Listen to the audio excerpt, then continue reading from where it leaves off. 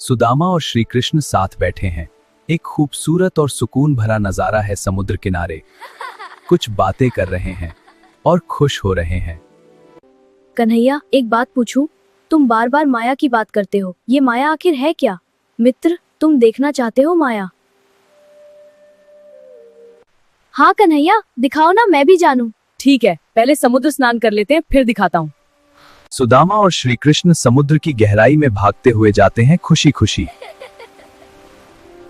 अच्छा मित्र, चलो अब समुद्र की डुबकी लगाओ। हाँ सुदामा जैसे ही समुद्र की डुबकी लगाते हैं, अचानक दृश्य बदल जाता है। सुदामा एक भव्य महल के स्वयंवर सभा में पहुंचते हैं, जहां उन्होंने सिर पर मुकुट और राजकुमार की तरह सुंदर वस्त्र पहने होते हैं। सुदामा हैरान होकर सोचते हुए, ये मैं कहाँ आ गया?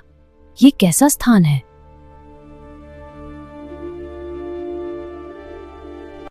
यही योग्य वर है। राजकुमारी, वरमाला पहनाओ। नहीं नहीं, मैं तो एक गरीब ब्राह्मण हूँ। राजकुमारी वरमाला पहना देती है।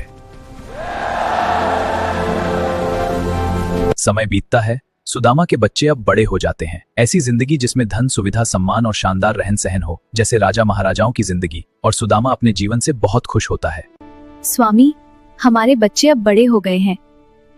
कैसा विचित्र जीवन है, पर अब यही मेरा संसार है। कुछ दिन बाद राजकुमारी बीमार होकर मृत्यु को प्राप्त होती है। सुदामा बहुत दुखी होता है। महल में सभी दुखी होते हैं। तभी, महाराज, हमारे राज्य की परंपरा है, रानी के साथ राजा को भी सती किया जाएगा। क्या? ये कैसा नियम है?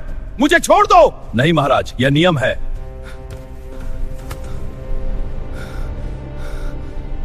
हे द्वारिकाधीश कृष्ण, प्रभु मेरी रक्षा करो, मुझे बचा लो।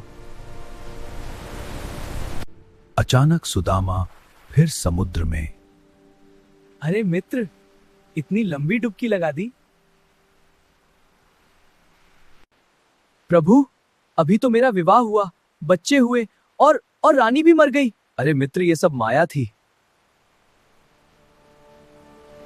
मतलब कुछ भी सच नहीं था? हाँ मित्र, तुमने केवल एक डुबकी लगाई थी, पर उसी में पूरा जीवन देख लिया। यही माया है मित्र, जो दिखता है वह हमेशा सत्य नहीं होता। प्रभु, अब समझ आया, हम जो जीवन जी रहे हैं वह भी शायद एक लीला ही है। अब तुम जान गए, यही ज्ञान है।